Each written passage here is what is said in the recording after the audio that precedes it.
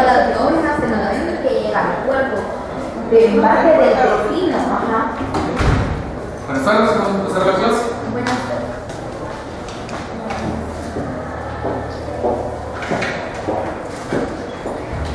Digamos, ¿ustedes hay alguna actividad que hacer?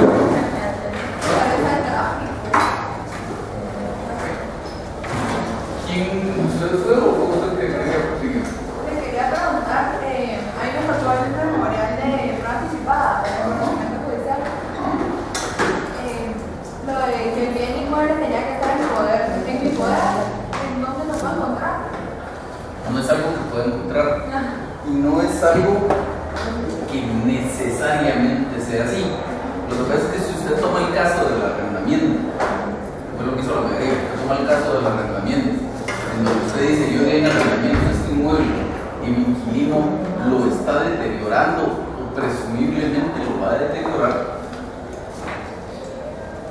se cumple esa parte del deterioro del bien, pero no se cumple la parte de que esa situación de hecho vaya a variar, porque usted con el inquilino ahí ocupando el inmueble no puede ir y repararlo, a diferencia de cuando usted ya tiene de vuelta el bien en su posesión. Entonces usted mañana mismo podría llevar ahí operarios a que lo arreglen, pero si lo hace cuando después plantea su demanda de daños y perjuicios y pide un reconocimiento judicial, entonces va a llegar a ver que el bien está ya en condiciones normales, digamos, y le va a declarar sin su demanda. Entonces usted lo que quiere es constituir prueba para poder arreglar el bien y ya después la demanda que se tarda, pues, tenga que tardar porque ya la prueba la tiene. Gracias. ¿Alguna otra duda? Bueno, vamos a continuar entonces con nuestra clase. La vez pasada empezamos a platicar algo sobre el emplazamiento. En líneas generales dijimos que es la fijación de un plazo para que alguien haga o deje de hacer algo. Dijimos que en estricto sentido constituye un plazo para contestar la demanda y esa es la acepción en la que normalmente lo vamos a entender. La fijación de un plazo para la contestación de la demanda, que en el caso del juicio ordinario es de 9 días. Dijimos que el plazo es para eso, aunque el demandado en ese plazo podría hacer muchas otras cosas por naturaleza, el plazo es para eso. ¿Estamos claros con esa parte general del emplazamiento? ¿Sí, me ayudas? Bueno, entonces veamos los efectos de ese emplazamiento. El artículo 102 del Código establece cuáles son los efectos del emplazamiento y dice: la notificación de una demanda produce los efectos siguientes. Como dijimos, el emplazamiento se materializa a través de la notificación de la demanda y de la resolución que le da trámite. Aquí menciona solo la notificación de la demanda, pero en realidad el emplazamiento se materializa cuando se notifican las dos cosas, la demanda y la resolución que le da trámite. Entonces, produce los siguientes efectos y tiene un listado ahí. Ese listado en principio separa los efectos materiales del emplazamiento de los efectos procesales del emplazamiento. Es decir, unos van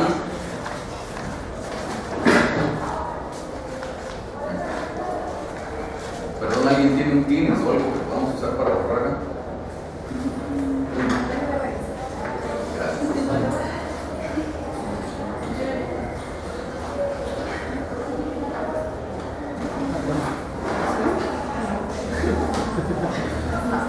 Bueno, si no usamos esta esquinita, gracias, usamos esta esquinita de por acá.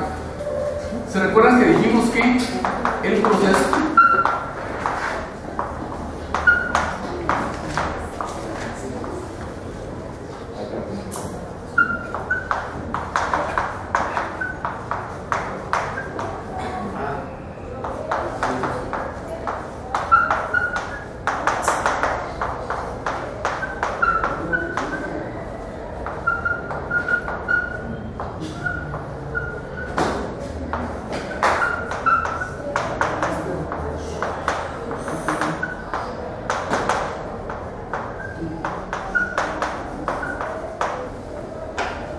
Cuando tenemos un proceso, tenemos necesariamente, sí o sí, una relación de carácter procesal que dijimos se da entre actor y demandado por el simple hecho del planteamiento de la demanda y que el juez la admita para su trámite.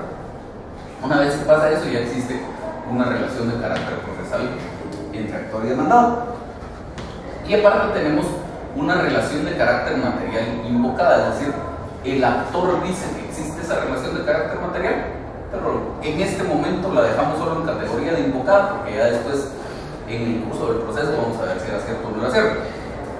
Entonces, la separación esta que hace el código entre los efectos procesales y los efectos materiales del emplazamiento, a lo que va orientada es a cuál de esas dos relaciones jurídicas se ve afectada por el emplazamiento. Entonces, obviamente, los efectos procesales del emplazamiento afectan a la relación procesal y los efectos materiales a la relación material invocada. Entonces, siguiendo el orden que establece el código, dice: la notificación de una demanda produce los efectos siguientes. Primero, efectos materiales. Y el primero de esos es interrumpir la prescripción. En cuanto a la interrupción de la prescripción, primero habría que hacer una separación ahí. Recuerden que una de las excepciones previas precisamente que puede plantear el demandado es la excepción previa de prescripción. Entonces vamos a hablar un poquito con más detalle del tema cuando lleguemos al momento de las excepciones previas. Pero digamos, ahorita de sus cursos de Derecho Civil, recordemos que prescripción existe de dos tipos. La prescripción extintiva, negativa o liberatoria, que es la que normalmente asociamos, digamos, con el concepto de prescripción, que es la extinción de una obligación por el transcurso del tiempo. Y también está la prescripción adquisitiva, que implica, como el nombre lo dice, la adquisición de un derecho también por el transcurso del tiempo, que normalmente es la usucapión que da la posibilidad, cuando se cumplen las condiciones establecidas en la ley, para plantear unas diligencias de titulación supletoria y, cumplidos los requisitos que la ley establece, eventualmente llegar a adquirir una posesión formal sobre el bien, que posteriormente se transformará en propiedad sobre ese bien. Entonces, este efecto del emplazamiento dice simplemente interrumpir la prescripción. Y entonces, siendo así las cosas, se produce ese efecto en cualquiera de las dos variantes de prescripción de la que estamos hablando, es decir, se produce tanto en cuanto a la prescripción negativa como en cuanto a la prescripción adquisitiva. En cuanto a la prescripción adquisitiva, el artículo 653 del Código Civil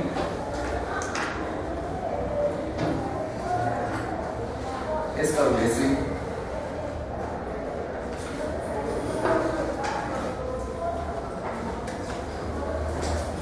la prescripción se interrumpe. El primero no nos interesa, el segundo por notificación de la demanda o por cualquier providencia precautoria ejecutada, salvo si el acreedor desistiera de la acción intentada o el demandado fuera absuelto de la demanda o el acto judicial se declare nulo. Aquí en toda esta parte el Código Civil está hablando de la usucapión, de esa adquisición del derecho formal de posesión por el transcurso del tiempo que eventualmente se transformará en derecho de propiedad.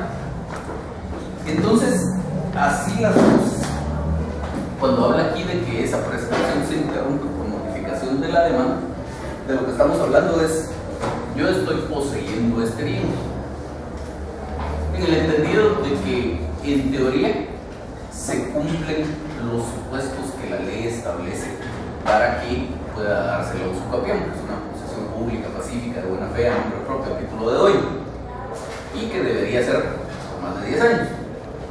Entonces, yo estoy poseyendo este bien y de repente recibo una notificación de una demanda, donde alguien dice: yo soy el propietario de este bien, entonces vengo a plantear la reivindicación de la propiedad, quiero que este señor me devuelva el bien que es mío. Entonces, esa notificación de esa demanda interrumpe la prescripción, porque a partir de ese momento yo dejo de ser poseedor de buena fe. O sea, ya no me puedo considerar dueño del bien si ya me notificaron que hay otro que dice que es el verdadero propietario del bien y está acompañando sus pruebas y demás. Por supuesto, si declararan sin lugar esa demanda, mi plazo de prescripción adquisitiva seguiría corriendo.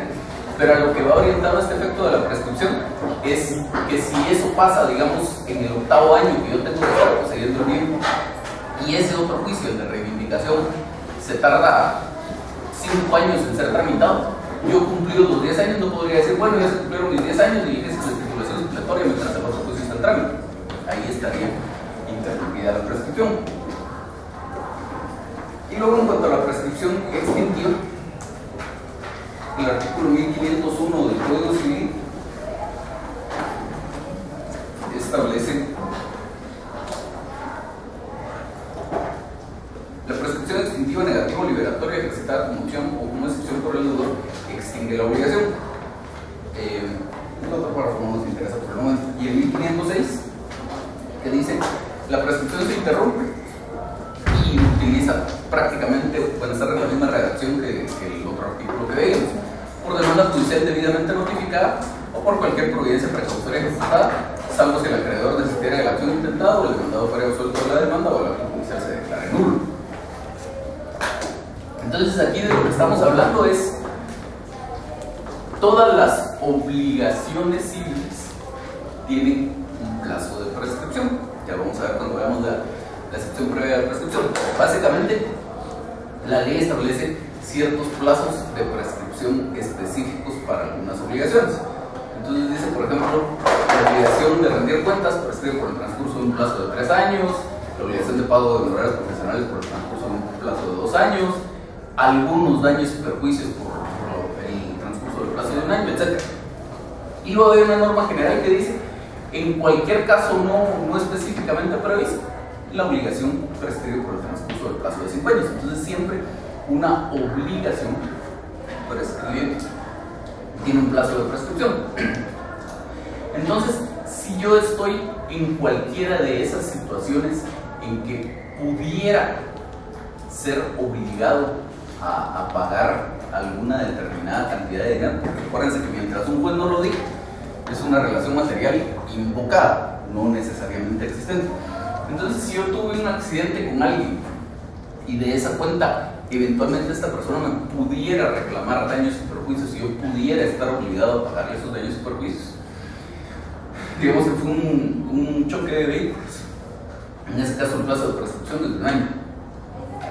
Entonces, aquí de lo que trata la norma es si el accidente ocurrió hoy, que es que 26 de septiembre, va a haber un plazo de 1 año para que exista un acto interruptivo de la prescripción, que en el caso que nos interesa es la notificación de una demanda. De tal manera que si esta persona dentro del siguiente año, buenas tardes, me demanda y a mí me notifican esa demanda, se interrumpió la prescripción, ya no sigue corriendo el año y entonces ya lo que se tarda el juicio no importa. Pero si no pasa eso, si no pasa la notificación de la demanda en ese año, él me podría demandar al día siguiente, me podría demandar mañana, pero si no logra notificarme, no logra que me notifiquen antes de que transcurra un año, va a operar la prescripción. Entonces el acto interruptivo de la prescripción es, en el tema que ahorita nos interesa, la notificación de la demanda, es decir, el emplazamiento. Ya después vamos a ver que también la ejecución de una medida precautoria, pero ahorita estamos hablando de los efectos del emplazamiento. ¿Siguen hasta aquí? ¿No hay dudas? Luego, retomemos la prescripción adquisitiva. En cuanto a la prescripción adquisitiva, decíamos, si yo estoy poseyendo un bien, la notificación de la demanda implica una interrupción de esa prescripción adquisitiva, ya no sigue corriendo ese plazo de 10 años que yo tenía para adquirir la posesión formal del bien, ¿sí? Licenciado, si en algún momento se interrumpe la prescripción por la notificación de la demanda, si digamos se interpone una nulidad de la demanda por algún defecto formal de la resolución que le dio trámite. O sea, usted no puede plantear una nulidad de la demanda. Digamos, la demanda tiene defectos y el juez le da trámite. Lo que es nulo en ese caso no es la demanda, sino es la resolución del juez que le dio trámite. En ese caso, el expediente se tiene que cerrar. Ya no, digamos, por haber errores en la demanda, no prospera la demanda. Digamos que tal vez sería más propio lo que dijo al inicio, se extingue el expediente. O sea, ese expediente ya no continúa su trámite. Correcto. En ese caso, ¿la prescripción continúa a partir del día que se había quedado cuando se presentó la demanda? No, se entiende como que si nunca hubiera ocurrido el acto interruptivo de la prescripción, o sea, el plazo sigue corriendo. Y si todo eso entre lo que ¿cómo se notificó y todo, pasó un mes y medio, ese mes y medio es contado dentro del plazo de prescripción. Digamos, retomemos o sea, una hoja de un cuaderno realmente. Gracias.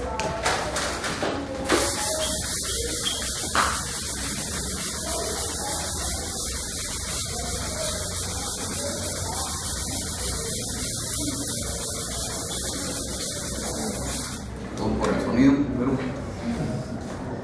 quedémonos con el ejemplo del accidente. 26 de septiembre del 2003.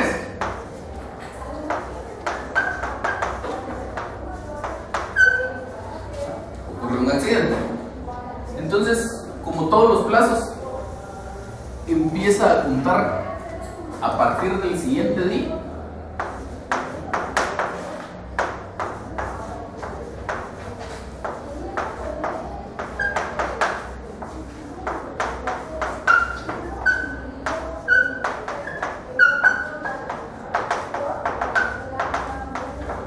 De tal manera que el 27 de septiembre es el primer día del plazo de un año de prescripción del que estamos hablando. Y como todos los plazos que se computan por años, dice la ley de los organismos judiciales de salud, se vencen la víspera del día que han empezado a contarse. Es decir, se vencería el 26 de septiembre del 2014.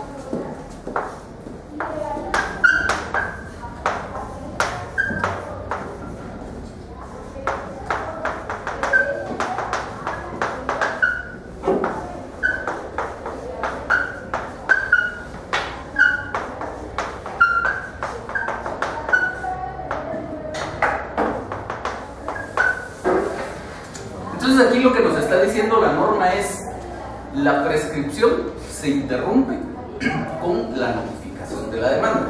La interrupción de la prescripción es uno de los efectos del emplazamiento. Entonces, veamos, ya aprovechando esta línea del tiempo, veamos un par de cosas de las que hemos hablado. Supongamos que esta demanda se presenta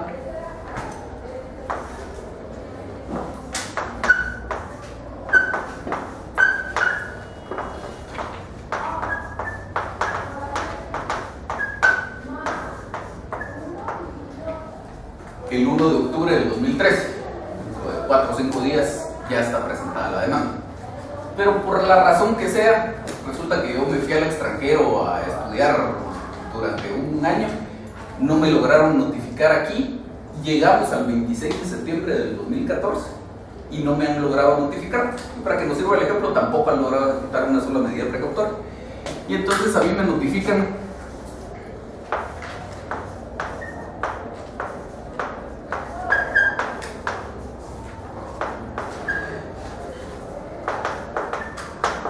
la resolución de la demanda y la resolución que le da trámite el 28 de septiembre del 2014, ya que se cumplió el plazo de un año.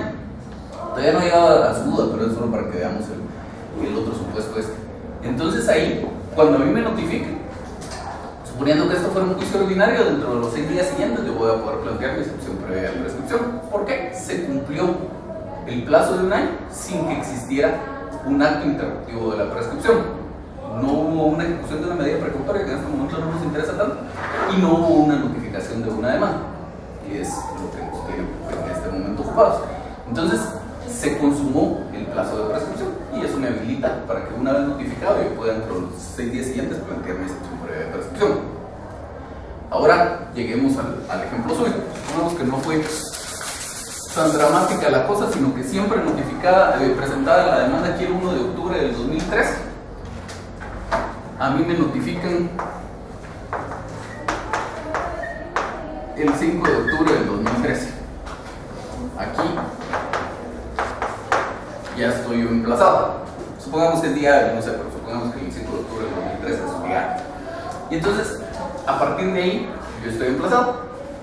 Obviamente ahí no hay plazo de prescripción. No se ha cumplido el plazo de prescripción, mejor dicho. Entonces me olvido de la posibilidad de plantear una excepción previa de prescripción. Pero como usted dice, la demanda tenía algún defecto. Y yo planteo una nulidad en contra de la resolución que le dio trámite a esa demanda.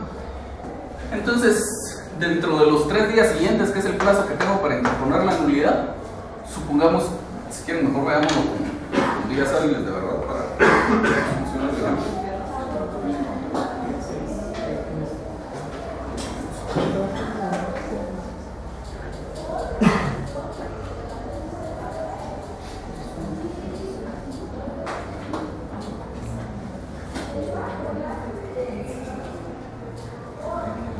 El 5 de octubre fue día inhábil. Entonces digamos que el emplazamiento fue el 7 de octubre, o va a ser día inhábil, mejor dicho. Supongamos que el emplazamiento es el 7 de octubre del 2013, que es un lunes. Y entonces yo tendría los 3 días siguientes para plantear una nulidad, que son 8, 9 y 10 de octubre. Entonces digamos que yo el 10 de octubre del 2013 presento mi nulidad. Y esto obviamente se tramita por el procedimiento de los incidentes. Como estamos hablando de un juicio ordinario, el auto que resuelve esa nulidad es apelable. Y supongamos que en todo ese ir y venir llegamos a tener una resolución firme que declara la nulidad de esa resolución, porque en consecuencia rechaza la demanda. Tenemos esa resolución firme el 2 de noviembre. Hagámoslo un poco más dramático todavía. Tenemos esa resolución firme el 20 de septiembre del 2014.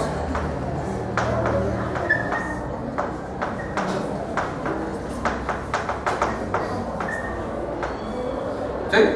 El 20 de septiembre del 2014 ya está firme la resolución que declara con lugar la nulidad y en consecuencia rechaza esta demanda que había sido presentada en mi contra. Entonces el demandado recibe su notificación, todavía se queda unos días viendo si consigue sus pruebas, presenta la demanda y la notificación de esa demanda que volvió a presentar el demandado, ahora sí me la hacen después del 26 de septiembre del 2014. Entonces digamos que me la hacen el 27 de septiembre del 2014. El emplazamiento de esa segunda vez que el demandado presentó su demanda. Entonces digamos, para los efectos míos del planteamiento de la prescripción, es como si aquí en medio no hubiera pasado nada. Yo simplemente computo, el accidente fue aquí el 26 de septiembre, a partir del 27 de septiembre yo tenía, empezó a correr ese plazo de prescripción, venció el 26 de septiembre y para el 27 de septiembre que yo fui emplazado, el plazo ya estaba vencido, entonces yo puedo plantear la excepción previa de prescripción. En su defensa, ese demandante no podría decir, mire, pero es que aquí desde el 1 de octubre del 2013 hasta el 20 de septiembre del 2014 estuvo en trámite otra demanda, por lo tanto el plazo de prescripción estaba suspendido. Como el acto se declaró nulo, el plazo sigue corriendo como si nada hubiera pasado. Exactamente lo mismo que si es que nunca hubiera presentado nada y presenta su demanda hasta ahí. Desde el principio, no desde que se declaró la nulidad, o sea, desde el principio. Desde el principio, desde que el plazo empieza a computar.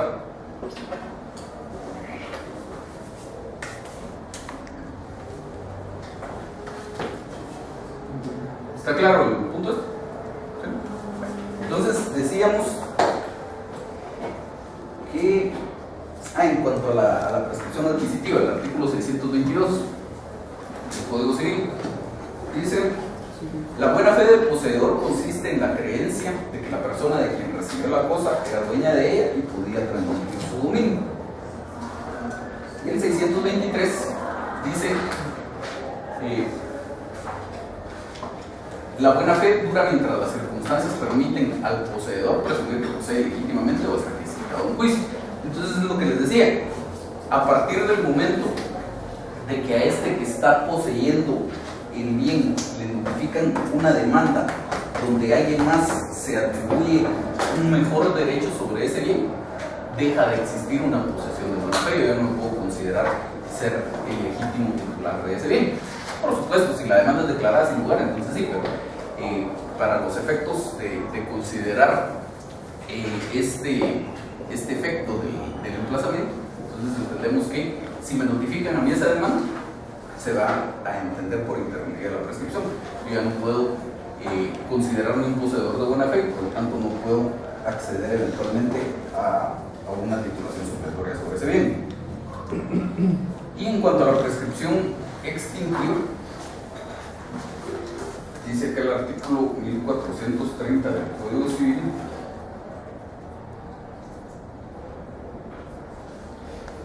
que el procedimiento o salud para constituir en mora al deudor o al acreedor debe ser judicial o notarial. La notificación de la demanda de pago equivale al requerimiento. Entonces, ya una vez que me notifican a mí una demanda de pago, eso me constituye en mora y por lo tanto igual ya no puedo considerarme como desentendido respecto a esa obligación. Ya sé que existe una reclamación de esta persona y por lo tanto se interrumpe ese plazo de prescripción. ¿Me van siguiendo hasta aquí o alguien se me corrió? Solo el artículo que El último es el 1430. Luego, ¿qué efectos produce a su vez esa interrupción de la prescripción? En ambos casos es lo mismo. El artículo 654 del Código Civil, hablando de la prescripción adquisitiva, dice: el efecto de la interrupción es inutilizar para la prescripción todo el tiempo corrido antes de ella. Y el artículo 1507, hablando de la prescripción extintiva, dice lo mismo: el efecto de la interrupción es inutilizar para la prescripción todo el tiempo corrido antes de ella. ¿Estamos claros con ese primer efecto del emplazamiento? En un caso en el que la ley no establezca un plazo de prescripción de una obligación. De una obligación no, porque hay un plazo general.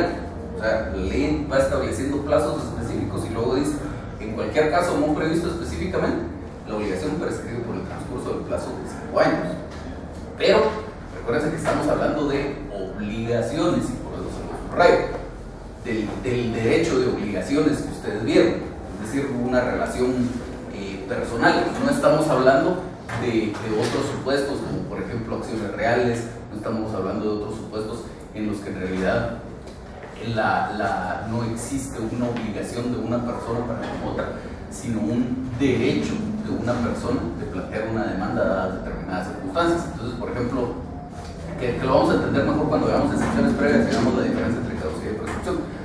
Pero, por ejemplo, la posibilidad de plantear una demanda de divorcio, en ese caso no hay una obligación, entonces por lo tanto no está afecto a un plazo de prescripción. Eventualmente podrá ser la caducidad, pero no de prescripción. ¿Sí? Bueno, el siguiente efecto entonces del emplazamiento dice: impedir que el demandado haga suyos los frutos de la cosa desde la fecha del emplazamiento, si fuera condenado a entregarla. Entonces aquí es más o menos un efecto del efecto anterior, valga la redundancia. El artículo 622 del Código Civil, decíamos que establece que la buena fe consiste en la creencia de la persona de que la buena fe del poseedor consiste en la creencia de que la persona de quien recibió la cosa era dueña de ella y podía transmitir su dominio.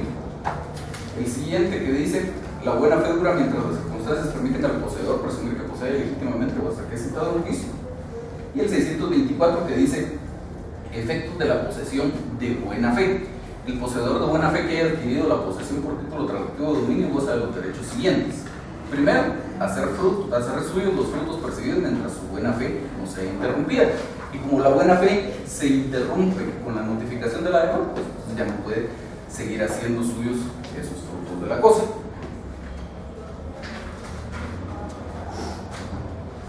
¿Estamos claros con esto? Bueno, siguiente efecto del emplazamiento es constituir en mora al obligado.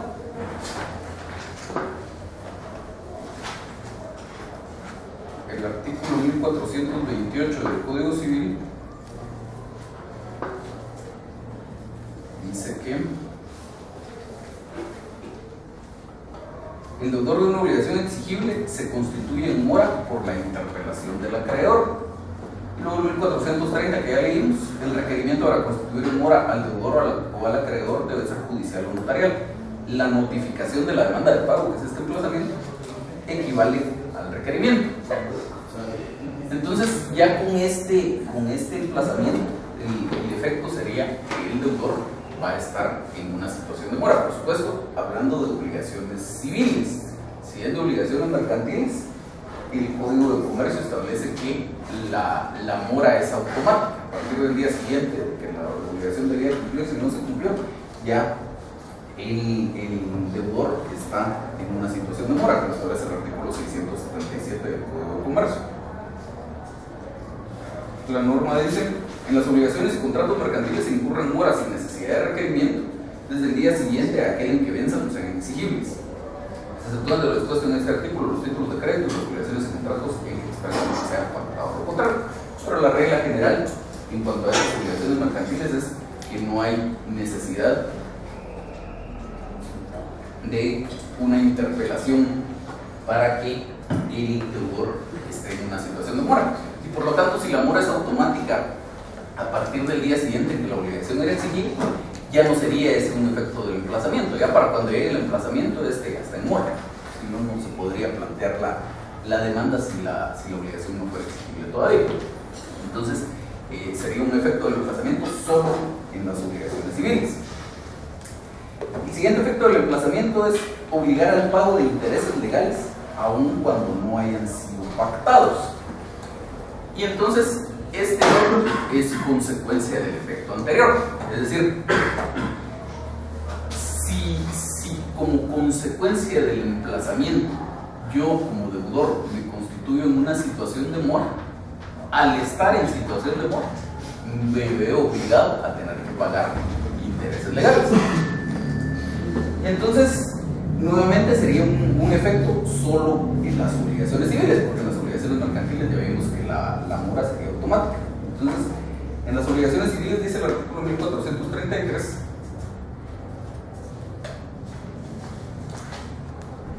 que establecía legalmente la situación de mora. El deudor está obligado a pagar al acreedor los daños y perjuicios resultantes del retardo y corren a su cargo todos los riesgos de la cosa. Y el 1435 que dice: si la obligación consiste en el pago de una suma de dinero y el deudor incurre en mora, la indemnización de daños y perjuicios no habiendo por contrario consistiría en el pago de los intereses convenidos y a falta de convenio en el interés legal hasta el pago. Entonces, el emplazamiento me pone a mí en una situación, constituye en una situación de mora, y al estar en una situación de mora estoy obligado al pago de intereses legales si la obligación era de pagar una suma de dinero. Insisto, solo en cuanto a obligaciones civiles, porque en cuanto a obligaciones mercantiles sí va a existir igual esa obligación del pago de intereses legales, pero no como consecuencia del emplazamiento, porque la situación de mora fue automática. A partir de que debió cumplir la obligación y no lo hizo, está en situación de mora, y a partir de ese mismo momento tiene que pagar los intereses legales.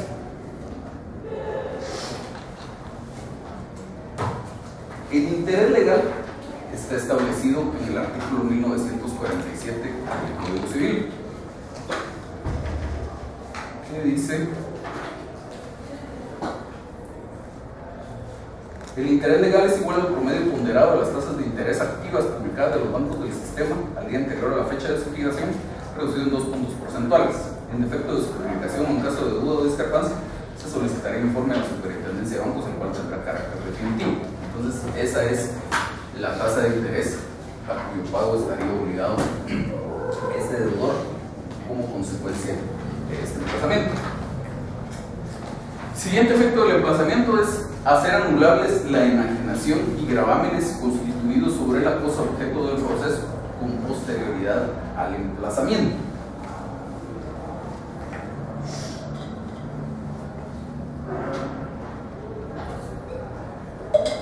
Entonces, aquí de qué está hablando la norma.